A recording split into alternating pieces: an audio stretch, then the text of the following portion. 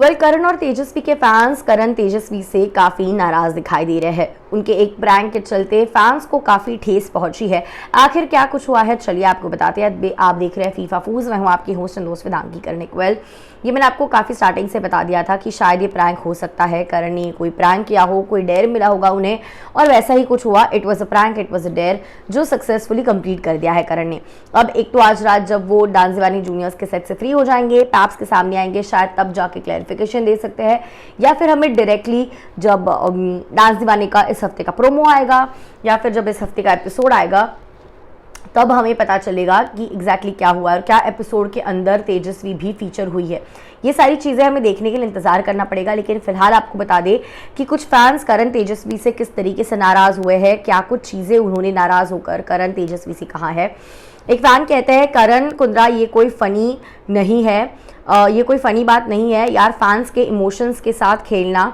और किसी को अगर कोई हेल्थ की प्रॉब्लम होती तो आप क्या करते, आप ही बताओ, आपसे मैं कभी बात नहीं करने वाली। तो कोई कह रहा है, करण मैं आपसे काफ़ी नाराज़ हूँ, इस तरीके से आप प्रैंक कैसे कर सकते हो। मेरे तेजा को अगर ये प्रैंक नहीं पता चलता और उसे ये सच लगता, उसको कुछ हो जाता, तो बेचारी वैसे ही इतना सारा काम करती रहती है, अगर उसे तकलीफ हो जाती तो इसकी रिस्पॉन्सिबिलिटी कौन लेता। तो कोई कह रहा है, Karan this is not at all funny, आप किसी के इमोशन से इस तरीके से नहीं खेल सकते।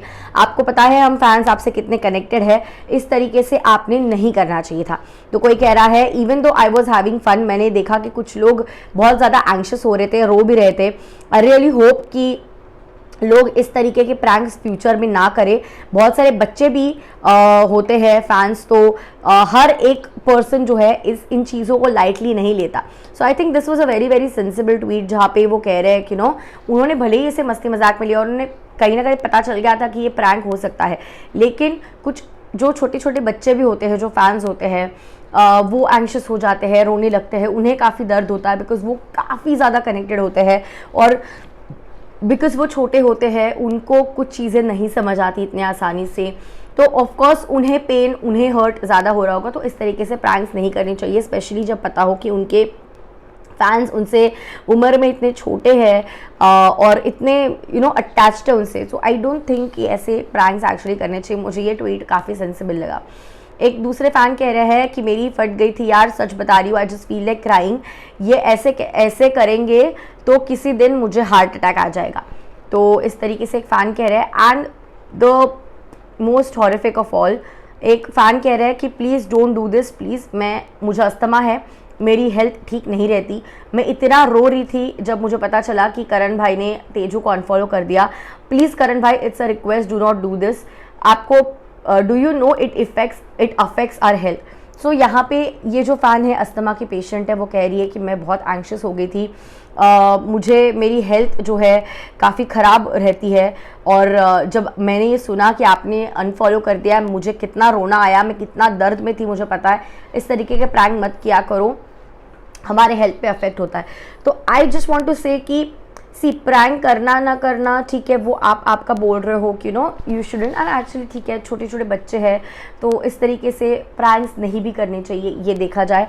लेकिन कुछ लोगों को ऐसे प्रैंक्स फन देखना फैंस को पसंद भी आता है, जैसे पिछले वाले कुछ फैंस हैं। इनफैक्ट कई सारे फैंस कह रहे थे हमें पता था, it was a joke, we knew it all along. लेकिन कैसा होता है ना, I would just want to say this to each and every person, आप किसी भी आइडियल के फ़ैन हो, भले वो तेजस्वी हो, करण हो, आप सोलोज हो, या फिर आप इनके कपल को शिप करते हो, तेजन को शिप करते हो, या कोई भी हो, इट इज़ नॉट नेसेसरली कि सिर्फ तेजस्वी करण के लिए, कोई भी दुनिया की कोई भी सेलिब्रिटी या कोई भी पर्सन हो, कोई भी पर्सनैलिटी हो जिसके आप फ़ैन हो, किसी को अपने हेल्थ पे हावी मत होने देना।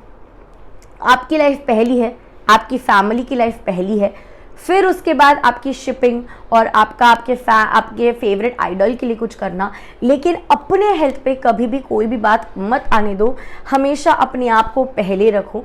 अगर आप ऐसी चीज़ें, आपको डर लगता है या दुख होता है, रोते हो, या फिर आपको अगर हार्ट अटैक या फिर ऐसे बीपी ऊपर नीचे होना, या फिर अस्थमा, ऐसे कोई भी डिजीज़ेज़ या कोई भी टाइप के प्रॉब्लम्स है, या हो सकता है अगर आपको ऐसा लगता है, please stay away from all of this. अब बस उसे प्रैंक समझो, और समझ लो किसी का, कोई भी सेलिब्रिटी कपल का या किसी का भी ब्रेकअप हो गया, तो इसका मतलब ये नहीं है कि आप आपकी जान पे खेल के कुछ करोगे। है ना। everyone has the choice to make the right decisions in the life, so please I would request each and every fan कि अपने हेल्थ को पहले रखो, अपने लाइफ को पहले रखो और फिर अपने आइडल्स को रखो. That is what I would love to tell everyone. But otherwise happy shipping. And Tejasswi Karan का पैचअप वगैरह, ब्रेकअप वगैरह, फॉलो अनफॉलो वगैरह, ये सारा कुछ झामा था, नाटक था. It was a prank. And अब ये मैं आपके ऊपर छोड़ती हूँ कि ऐसे प्रैंक्स करने चाहिए करण तेजस्वी ने या नहीं. That is your call, that is who you ship, that is you, how you decide what you want and what not. But yeah, अपना ख्याल रखिएगा. अपने हेल्थ के ऊपर किसी की कोई भी जगह नहीं है, ये हमेशा याद रखिए. I'll see you soon.